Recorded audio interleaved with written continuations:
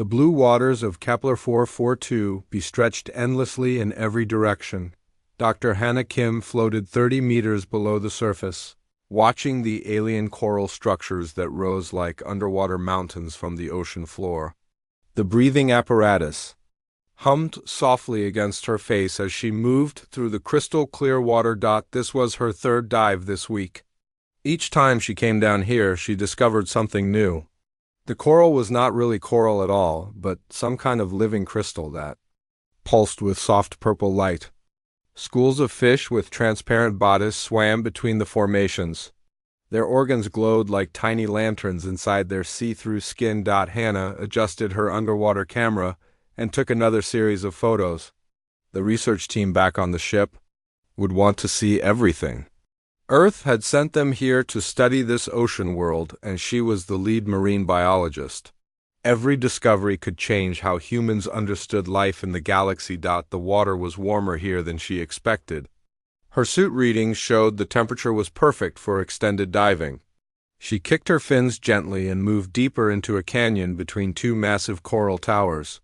The walls on either side sparkled with embedded minerals that caught and reflected. Her helmet lights. Something caught her eye near the bottom of the canyon.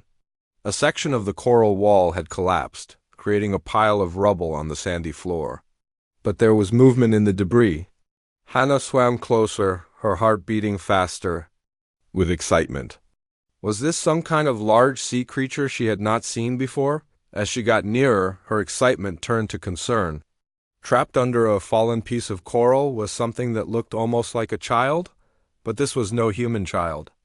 The creature had smooth, scaled skin that shimmered with patches of blue and silver light. Its body was longer and more streamlined than a human, like it was designed for swimming. But its arms and hands looked remarkably similar to her own. The creature was struggling weakly, trying to push the coral piece off its body. Bubbles escaped from what looked like gills along its neck. Its large, silver eyes were wide with what could only be panic and pain. Hannah did not hesitate. Every instinct told her this was a drowning creature that needed help immediately. She grabbed the piece of fallen coral with both hands and pushed with all her strength. The coral was heavier than she expected, but adrenaline gave her extra power. The piece shifted and rolled away. The young alien creature floated free, but did not swim away. Instead, it drifted slowly toward the surface, its movements weak and uncontrolled. Hannah could see it was barely conscious. She reached out and carefully took hold of the creature, surprised by how light it felt in the water. The creature's skin was warm and surprisingly soft, despite the scales. The bioluminescent patches on its body flickered weakly, like a dying battery. Hannah could feel its rapid heartbeat through its chest.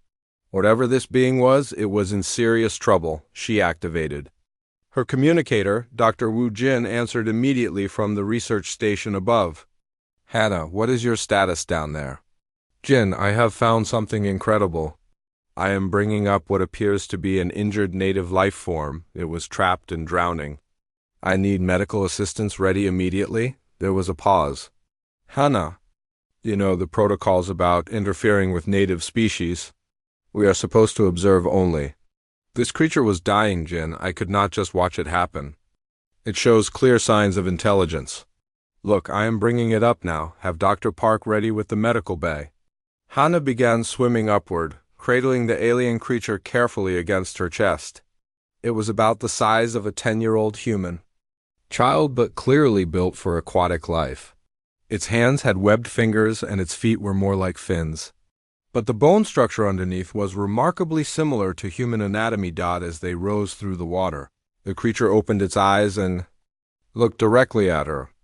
The intelligence there was unmistakable. This was not just an animal. This was a person, a young person who had been in terrible danger. The creature made soft sounds that traveled well through the water. The sounds were not random noise, but seemed to have pattern and meaning. It was trying to communicate with her. Hannah spoke gently, even though she knew the creature could not understand her words. It is okay. You are safe now. I am taking you somewhere where we can help you.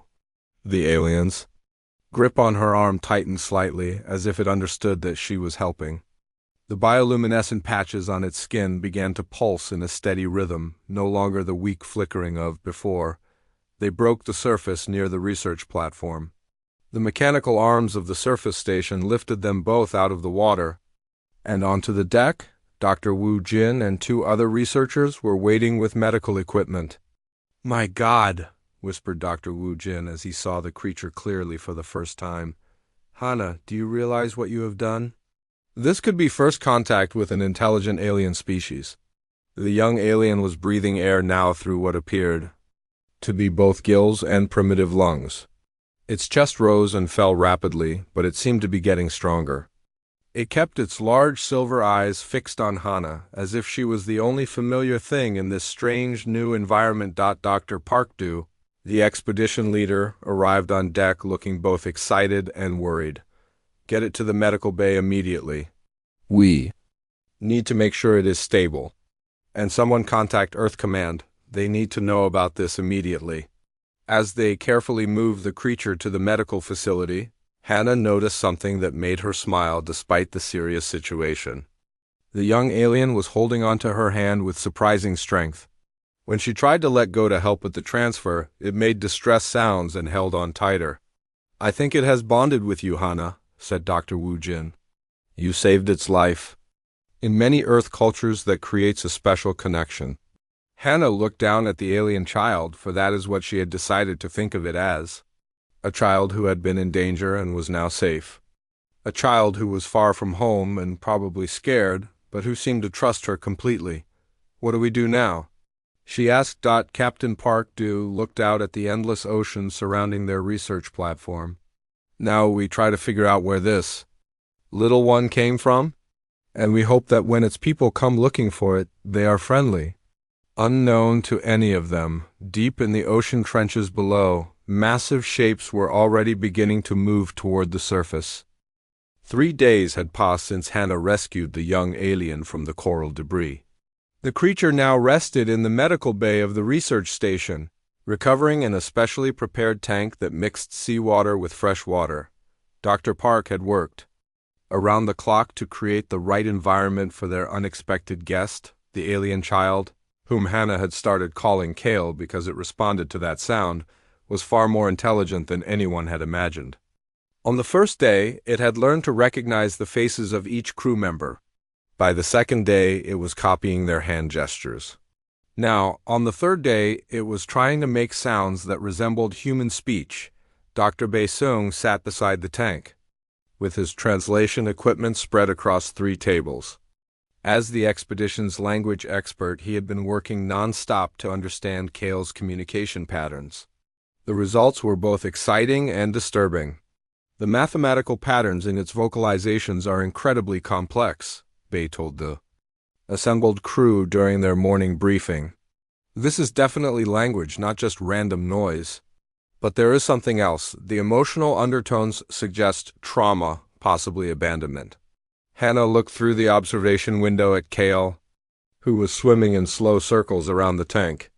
The bioluminescent patches on its skin had grown brighter over the past few days, creating beautiful patterns of blue and silver light that shifted like living art.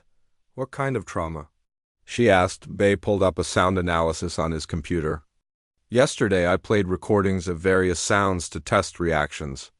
When I played the sound of rushing water or waves, Kale became extremely agitated. But when I played the sound of your voice, Hana, the stress indicators dropped immediately." Captain Parkdew frowned as he studied the data. "Are you saying this creature has some kind of fear response to water? That does not make sense for an aquatic species." "Not all water," Bae corrected. "Specifically rough water, storm sounds, deep ocean currents. And there's something else." He switched to a different screen. "I have been analyzing the sounds Kale makes when it thinks no one is listening. The pattern suggests it is trying to tell a story over and over again." Dr. Wu Jin leaned forward in his chair. "What kind of story?" "Based on the emotional patterns and the repeated elements, I believe Kale is describing being left alone in dangerous water.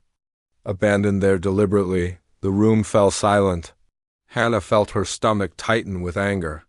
"You mean its own people left it to die?" That is what the communication patterns suggest. But we need to be careful about making assumptions based on limited data. Hannah stood up abruptly. I am going to see Kale. She walked to the medical bay, where Kale was floating near the surface of the tank.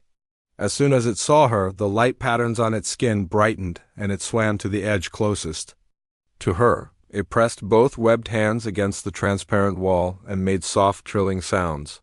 Hello, Kale, Hannah said gently. She placed her own hand against the wall, matching the position of Kale's hand. Are you feeling better today? Kale's response was immediate and enthusiastic. It swam in a quick circle, then returned to the wall. This time it pointed at itself and made a sound that was clearly an attempt to say, Kale. Then it pointed at Hannah and made another sound that might have been trying to say, Hannah. You are learning fast, aren't you? Hannah smiled. Can you tell me about your family? Where do you come from? At the word family, Kale's light patterns changed dramatically. The bright blues and silvers shifted to darker colors, and the creature sank to the bottom of the tank. It curled up in a position that looked remarkably like a human child hiding in fear. Hannah's heart broke. She activated the communication system that let her speak directly into the tank. It is okay, Kale. You are safe here. No one is going to hurt you. Slowly, Kale uncurled and swam back to the surface. This time, it began making a series of sounds that were clearly meant to tell a story. The sounds were sad and frightened at first, then became angry. Then hopeful as Kale looked at Hannah. Dr. Bae-sung entered the medical bay with his recording equipment. Hannah, this is perfect timing. Kale is more comfortable with you than anyone else. Can you try to get it to repeat that story while I record? For the next hour, Hannah worked with Kale to understand its story. Through a combination of sounds, gestures, and emotional light patterns, a disturbing picture emerged. Kale had been taken far from home by adult members of its species and left alone in dangerous waters. This was apparently some kind of test or trial that young members of the species had to survive alone, but Kale had not been strong enough or skilled enough to survive on its own. It had been trapped under the coral for hours, slowly drowning, when Hannah found it. So, its own people meant for it to die if it was not strong enough, Dr. Woo Jin said when they reviewed the recording. What kind of species does that to their children? Many species on Earth have similar survival tests, Captain Park Do pointed out. Some birds push their young out of the nest to force them to fly. Some mammals abandon weak offspring. But this is different, Hannah argued. Kale is clearly intelligent, clearly capable of learning and growing. This was not about natural selection. This was about some kind of cultural test. As if responding to their conversation, Kale began making urgent sounds from the tank. It was pointing toward the walls of the station and making gestures that suggested something large and far away. Dr. Bae-sung checked his instruments. The sound patterns have changed again. This is not fear or sadness. This is ... Dorning. Suddenly, the station's alarm system activated. Captain Park Do's communicator crackled to life. Captain, you need to see this, came the voice of the sensor. Operator, we have multiple large objects rising from the deep ocean. They are moving toward our position. Everyone rushed to the main observation deck. Through the thick windows, they could see lights in the deep water below the station. But these were not the soft bioluminescent glows they had seen from the coral formations. These were bright, organized lights that moved with clear purpose and intelligence. How large are they? Captain Park Do asked. The largest object is approximately 2 kilometers long, sir. There are at least 12 smaller objects, each about the size of our station. Hannah looked back toward the medical bay, where Kale was making increasingly urgent sounds. I think Kale's people have come looking for it. Dr. Woo Jin activated the station's communication systems. We should try to make contact. Let them know we have their young one and that it is safe. Wait, Hannah said. If they left Kale to die as part of some test, how are they going to react when they find out we interfered? What if they see us as threats to their cultural traditions? As if in answer to her question, the lights in the deep water began to rise faster.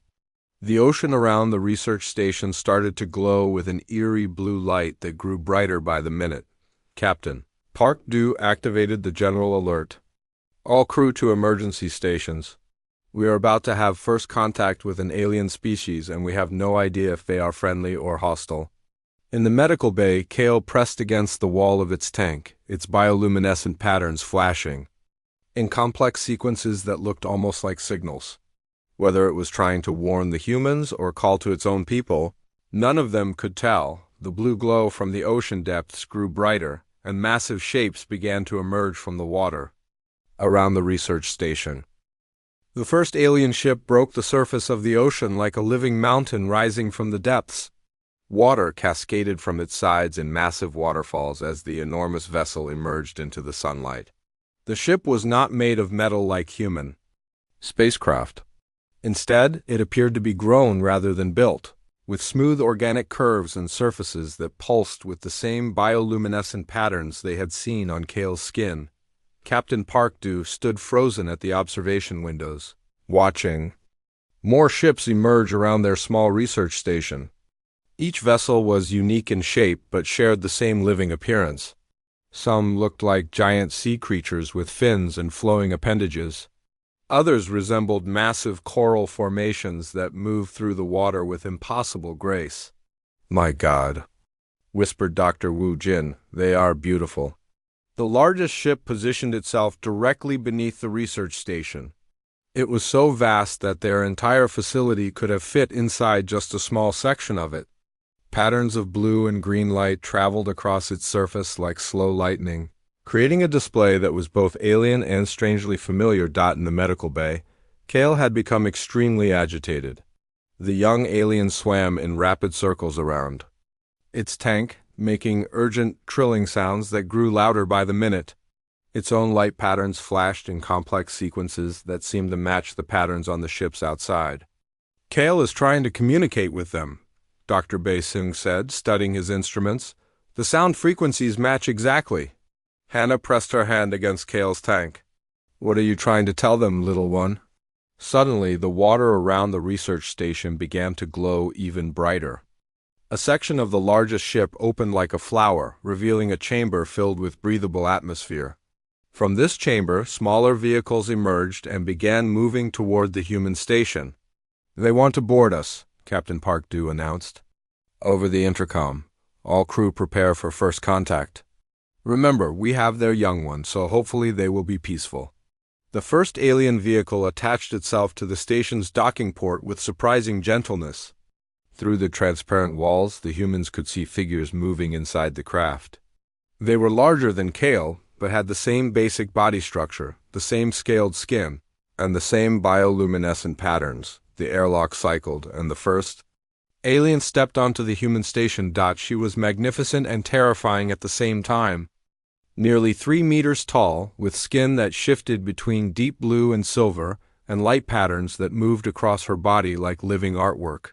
Her eyes were the same silver color as Kale's but larger and filled with an intelligence that seemed ancient and powerful. 2 more aliens followed her into the station. All 3 moved with fluid grace that made them seem to be swimming through the air rather than walking. They wore no clothing or equipment that the humans could recognize, but intricate patterns were carved or grown into their skin that suggested rank or status. The lead alien looked directly at Captain Parkdew and spoke. Her voice was like music. Played underwater, beautiful but completely alien. Dr. Bae-sung quickly activated his translation equipment, but the sounds were unlike anything in his databases. "Welcome to our research station," Captain Parkdew said slowly, hoping his tone would convey peaceful intentions even if his words were not understood. The alien leader tilted her head, studying him with those piercing silver eyes. Then she made a gesture toward the interior of the station and spoke again. This time, Kale's excited trilling could be heard from the medical bay, and the alien's light patterns brightened immediately. "She wants to see Kale," Hannah said. "I think she might be family." They led the 3 aliens to the medical bay. The moment the lead alien saw Kale through the tank walls, her entire demeanor changed.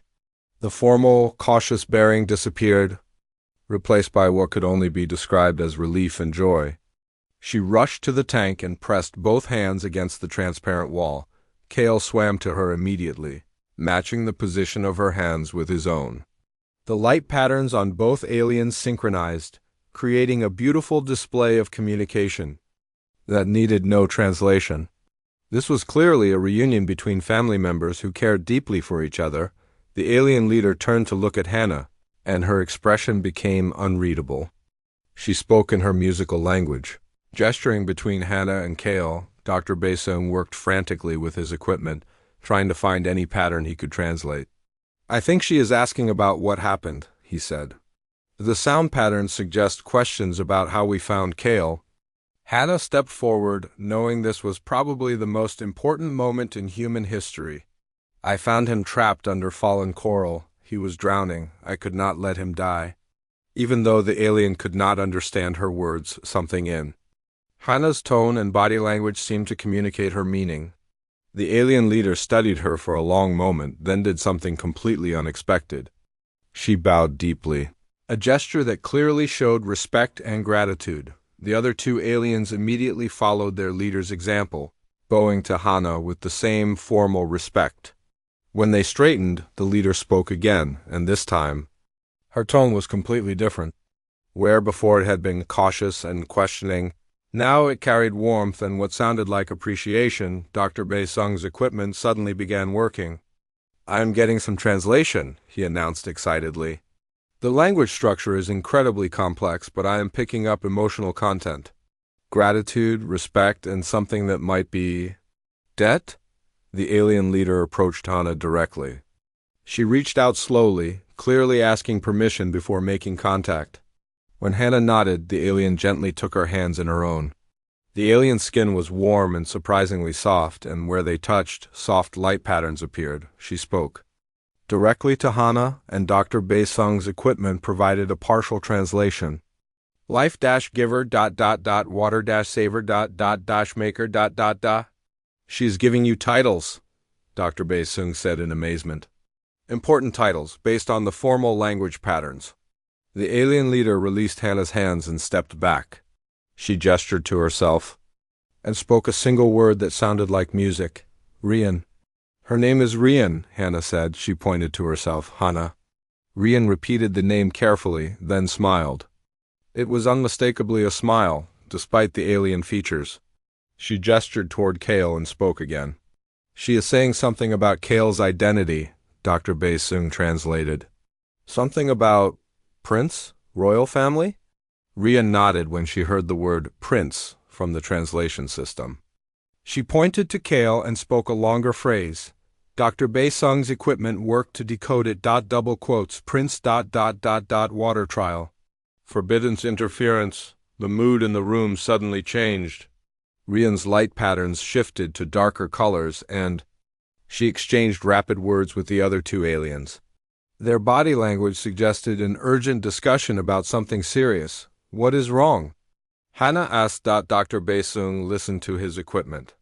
"I think there is a problem. The translation is fragmented, but I am hearing words like law, tradition, and consequences." Rian turned back to the humans and spoke slowly, clearly trying to make sure they understood something important. The translation system worked harder than ever to decode her meaning. Sacred law. Water trial must be ... alone. Interference brings ... great change. Debt of water ... cannot be ... unpaid. Hannah felt her heart sink. We violated their laws by saving Kale. But Rian's next words surprised everyone. She bowed to Hannah again, then spoke with great formality. The translation came through clearer this time. Debt of water, greater than law. Life giver Hannah ... now bound to royal bloodline ... forever ... Captain Parkdew looked stunned. "What does that mean exactly?" Rian gestured to all the humans, then to the massive ships outside. Her meaning became clear even before the translation system processed her words. Great change comes for all people's ... water debt. Changes everything ... Elder Rian stood in the center of the research station's main meeting room, her bioluminescent patterns creating a soft glow that filled the space with shifting colors. Around her, the human crew sat in a circle, trying to understand concepts. that had governed alien civilization for thousands of years. Dr. Bei Soong had worked through the night to improve the translation system. Now they could understand most of what Rian said, though some concepts remained difficult to translate. Your people call it the water trial, Rian explained, her musical voice now familiar to the humans. Every heir to the royal bloodline must survive alone in the deep waters for 7 cycles of the moon. Those who live prove they are strong enough to lead. Those who die were not meant to rule. Hannah felt sick hearing this explanation. So you left Kale alone in dangerous waters, knowing he might die? Rian's light patterns shifted to darker blues, showing what the humans had learned was sadness or regret. It has been our way for 3,000 years. Many young princes and princesses have died in these trials. It was considered necessary for the strength of our people. Captain Park Du leaned forward. But Kale is just a child. By your standards, yes. But Kale is reaching the age when leadership abilities should manifest. The trial determines if those abilities are strong enough. Rian looked directly at Hana. When you saved him from the water, you changed everything. Dr. Wu Jin asked the question they were all thinking. How did we change everything? Rian began to pace, her movements flowing like she was swimming through the air. In our culture, there is a bond greater than blood, greater than law. It is called Velther Siren, the water debt. When someone saves a life from drowning, they become Tharval, the life giver. This creates obligations that cannot be broken. What kind of obligations? Hannah asked, though she was not sure she wanted to know the answer. The one who is saved belongs to the life giver until the debt is repaid. But more than that, the entire bloodline of the saved one is bound to honor the life giver forever. Rian's patterns brightened as she looked at Hannah. You are now Tharval to the royal bloodline of the Siran Dominion. The humans exchanged stunned looks. Dr. Liu Min, who had been silent until now, spoke up. What does that mean for us practically? It means, Rian said, that 17 star systems and all their peoples are now bound to serve and protect humanity. The silence that followed was deafening. Captain Park Du finally found his voice. Serve and protect humanity? All of humanity? The water debt extends to the entire species of the life giver. Your people are now under the protection of the Siran Dominion? Rian's patterns showed what they had learned was determination. This has never happened before with an alien species. Hannah stood up abruptly. I do not want anyone to serve us. I just wanted to save a drowning child. Rian's patterns shifted to what looked like appreciation mixed with amusement. This is why the water debt chose you, Hana of the humans. You acted without thought of reward or advantage. This makes the debt even more sacred. Through the observation windows, they could see the massive alien ships beginning to move. Smaller vessels were approaching the research station, and the water around them was filled with activity. What are they doing? Dr. Wu Jin asked. They bring the first gifts to honor the water debt, Rian explained.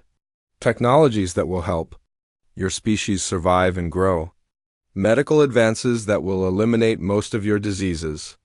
Materials that will make your space travel safer and faster. As if to prove her point, alien workers began transferring strange, beautiful objects into the research station.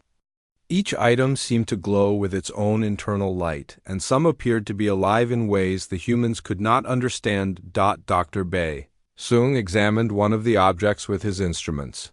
The energy readings are incredible. This small device is producing more power than our entire station. These are simple gifts, Rian said. When we return to our homeworlds, the Dominion Council will decide what greater honors should be given to humanity. But even as she spoke, her light patterns showed concern. However, not all of my people will be pleased with these developments. What do you mean? Captain Park Du asked. There are those who believe the old ways should never change. War Commander Tay leads a faction that sees the water debt to aliens as weakness. He will argue that creatures who are not Siran cannot be bound by Siran law. Hana felt a chill of worry. Is this going to cause problems for your people?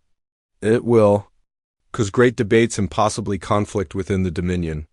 But the water debt is older than any other law. It cannot be ignored or dismissed. Rian looked at each human in turn. However, you should know that by accepting these gifts, your species becomes part of galactic politics. Other alien civilizations will learn of your existence and your connection to us. Dr. Li Min pulled out his tablet and began making notes. Are there other intelligent species out there who might see us as threats? Many species. Some will seek alliance with you to gain favor with the Dominion. Others will see you as upstarts who gained power they did not earn. Still, others will try to use you as weapons against us. The implications hit the humans like a physical blow. Hannah sank back into her chair. All I did was save one child. Rian approached her and knelt down so they were at eye level. You saved the heir to the greatest civilization in this part of the galaxy. More than that, you showed compassion for a species you had never seen before. This is why the water debt is sacred. It recognizes the pure act of preserving life without thought of gain. In the medical bay, they could hear Kale making excited sounds.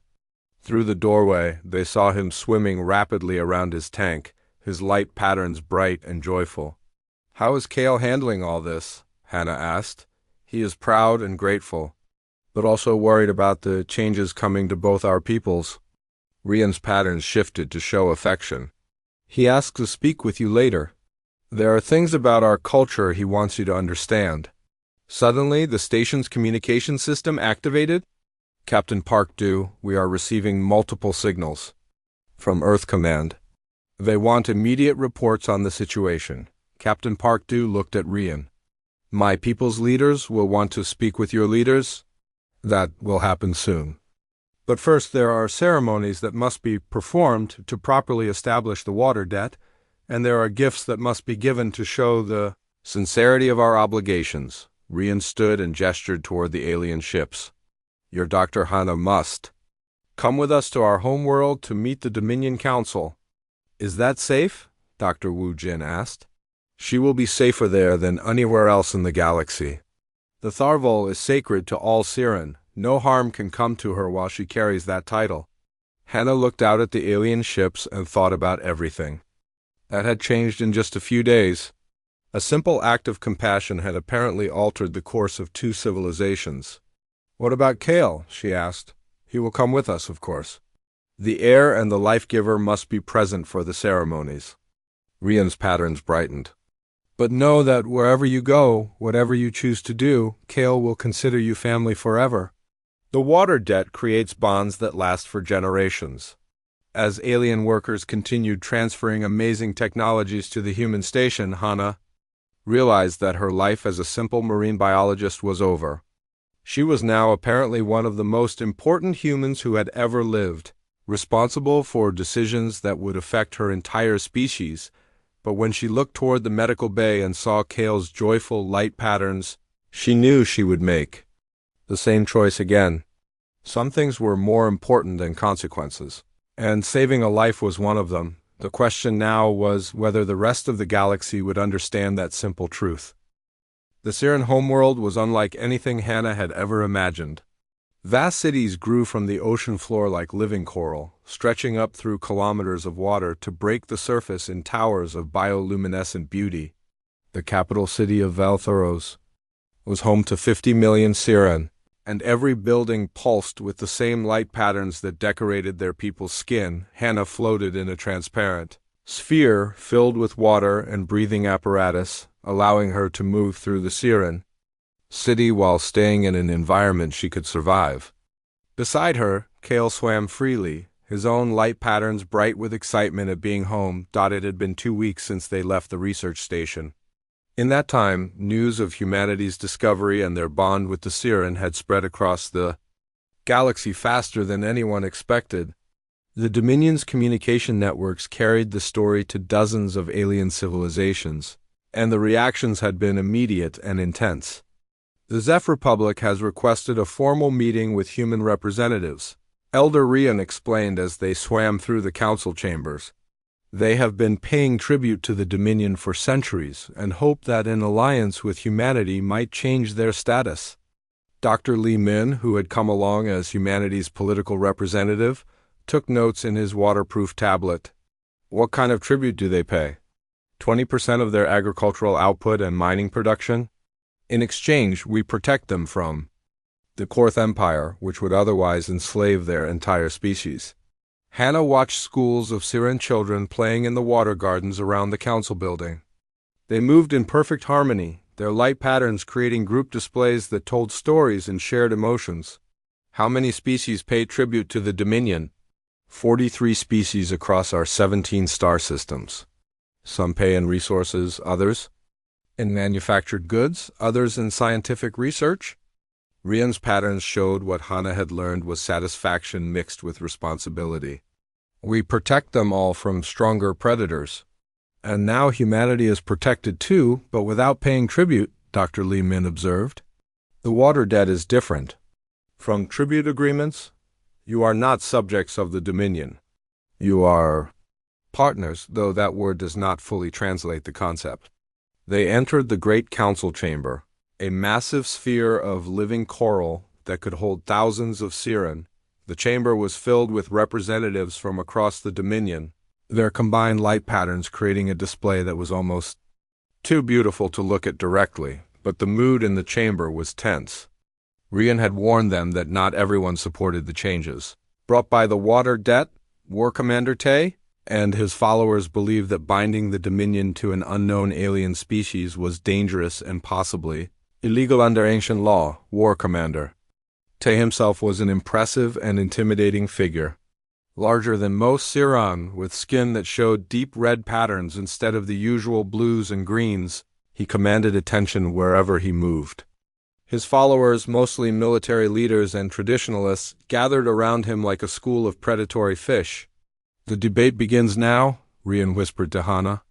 Remember, as Tharval, you have the right to speak for yourself and your species. The Supreme Navigator, eldest of all the Siren, took position at the center of the chamber. Her voice carried clearly through the water to every corner of the vast space.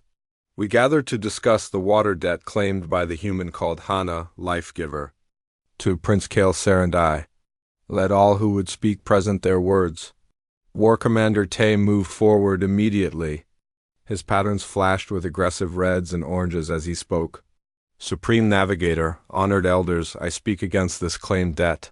The humans are unknown creatures from a distant world.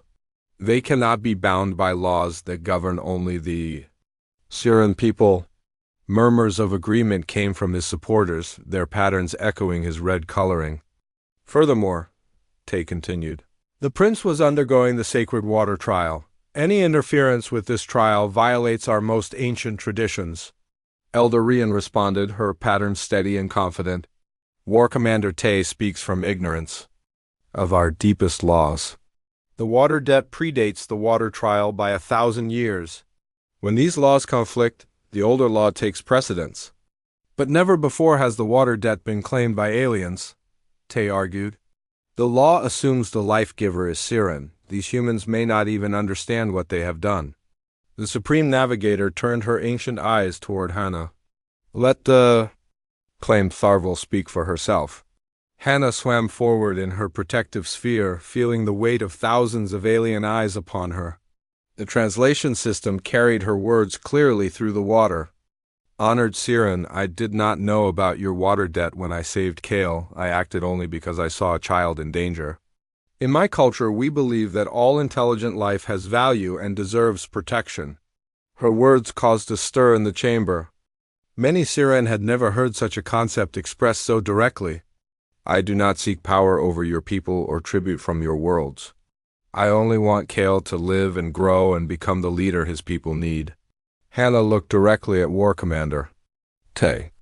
If honoring your laws requires your people to protect mine, then I accept that responsibility. But I also offer something in return. What could humans possibly offer the mighty Dominion? Tay asked with obvious skepticism. Hannah had prepared for this question with Dr. Li Min's help. We offer new perspectives, new ways of solving problems, and new approaches to the challenges you face. We offer alliance, not servitude.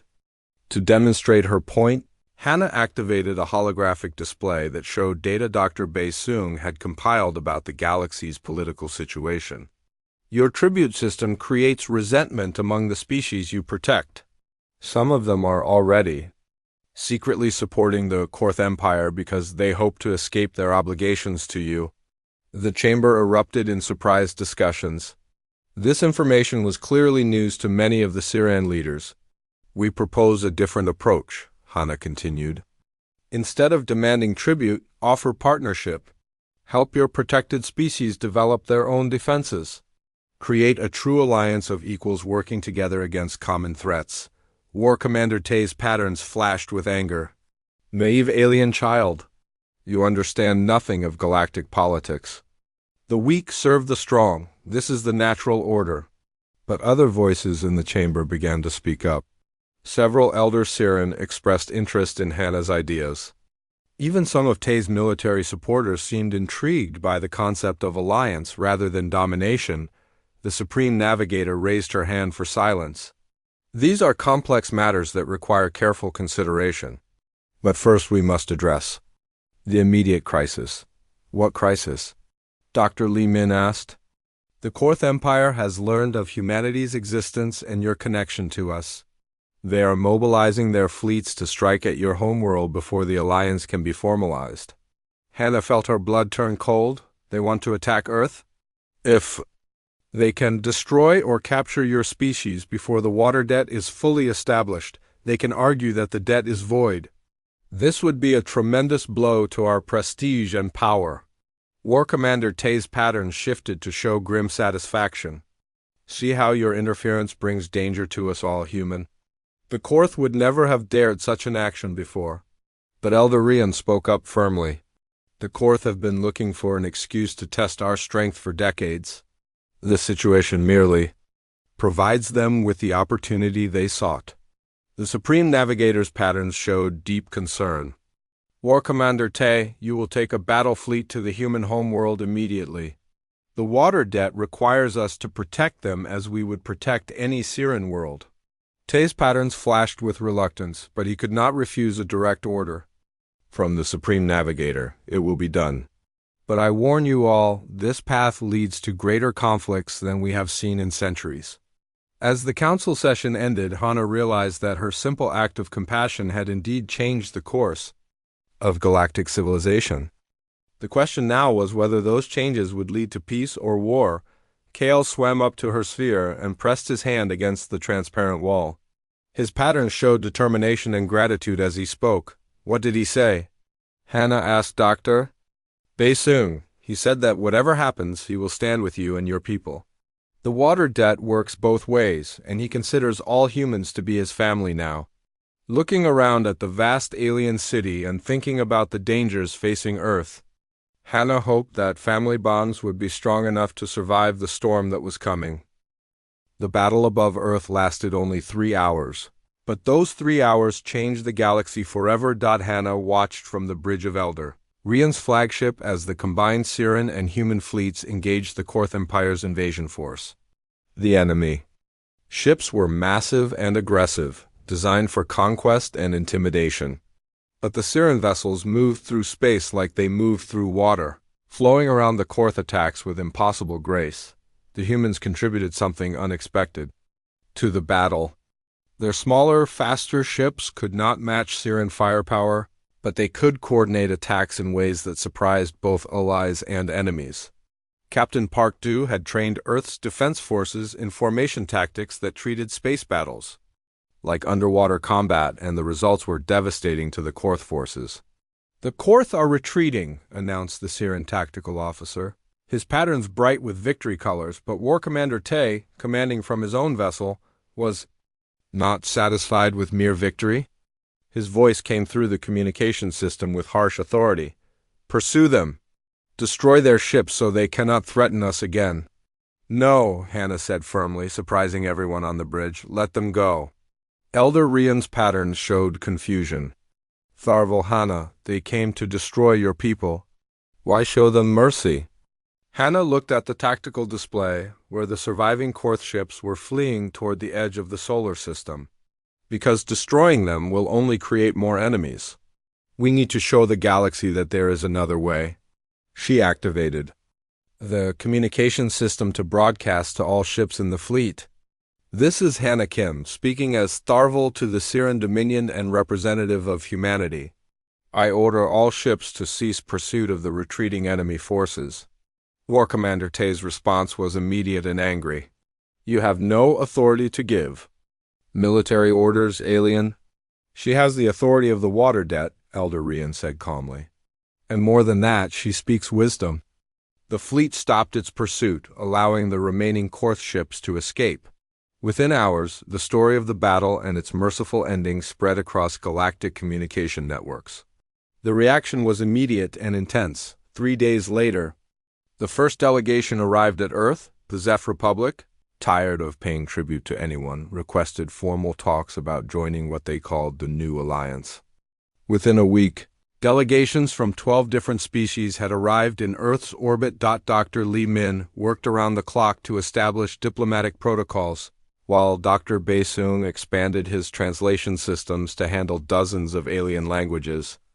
The small research station where it all began had been replaced by a massive orbital facility that served as the first interspecies diplomatic center. Hannah found herself at the center of negotiations that would reshape galactic civilization. Various species had different needs and different capabilities, but they all shared one thing. They were tired of the old system where the strong dominated the weak. The Korth Empire rules through fear, explained Ambassador Yael of the Zeph Republic during one of the early meetings.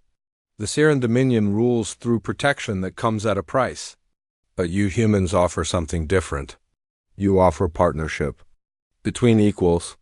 Kale, now growing rapidly through the Siren's strange maturation process, served as translator and cultural guide. His bond with Hannah had made him an expert on human thinking, and his royal status gave him authority among the Siren. The old ways are changing whether we want them to or not, he told a gathering of Siren commanders who were struggling to accept the new reality. We can guide that change or be swept away by it. But the real test came when War Commander Tay challenged the entire new system. Standing before the Supreme Navigator and the assembled Dominion Council, he made his formal objection. This human has corrupted our ancient traditions and made us weak in the eyes of our enemies. One invoked the deep trial to determine whether the water debt should be honored or rejected. The deep trial was one of the oldest Siren laws, a form of combat that would settle disputes that could not be resolved through discussion. The challenger and the challenged would fight in the crushing depths of an ocean world, and the winner would determine policy for the entire Dominion. I accept the challenge, Hannah said, before anyone could object. Elder Rian's patterns flashed with alarm. Tharval Hannah, you do not understand. The deep trial is fought at depths that would crush your fragile human body instantly. Then we modify. The trial, Hannah replied. War Commander Tay, you believe that strength should rule over compassion. I believe that cooperation creates more strength than domination ever could. Let us test both philosophies. What do you propose? The Supreme. Navigator asked. Hannah had been thinking about this possibility for weeks. Instead of fighting each other, let us each try to solve a real problem facing the galaxy. Whoever succeeds demonstrates which approach is superior. The problem she chose was the environmental collapse of Kepler 438c, a world that had been strip-mined by the Korth Empire and then abandoned. The planet was dying, its oceans poisoned and its atmosphere toxic. Millions of refugees from the world were scattered across the galaxy with nowhere to go. War Commander Tay accepted the challenge confidently. He believed that military force could relocate the refugees and establish new colonies through conquest of suitable worlds. Hannah took a different approach. Working with scientists and engineers from a dozen different species, she developed a plan to restore Kepler 438c itself. The project would use Siren biotechnology, human coordination methods, Zeph agricultural knowledge, and contributions from every member species of the growing alliance. The restoration of Kepler 438c took 6 months and required cooperation on a scale never before seen in galactic history. Ships from dozens of species worked together to clean the poisoned oceans, restore the damaged atmosphere, and rebuild the planet's ecosystems, War Commander. Tay's military solution had succeeded in conquering 3 suitable worlds for colonization. But his approach had also created new conflicts with the species who previously controlled those worlds. When the Supreme Navigator announced the results of the trial, her decision was unanimous among the Dominion Council. The human approach has proven superior. Not only has it solved the immediate problem, but it has created lasting bonds between species that will prevent similar problems in the future. War Commander Tay accepted defeat with grace, though his patterns still showed some resentment. Perhaps there is wisdom in the aliens' methods, he admitted. The success of the Kepler 438c project became the foundation for what historians would later call the Galactic Cooperation Treaty. Within 2 years, 47 species had joined the alliance, creating the largest peaceful coalition in galactic history, the Siren Dominion, transformed from a tribute-collecting empire into the military backbone of the alliance, protecting member worlds not for payment but as part of a mutual defense agreement. Other species contributed their own specialties. The Zeph provided food and raw materials. The Telleri offered advanced mathematics and engineering, and dozens of smaller species added their unique knowledge and capabilities. Hannah found herself serving as the first Director General of the Galactic Cooperation Council, a position she had never wanted but could not refuse. The simple marine biologist had become one of the most influential beings in the galaxy. But her greatest satisfaction came from smaller moments.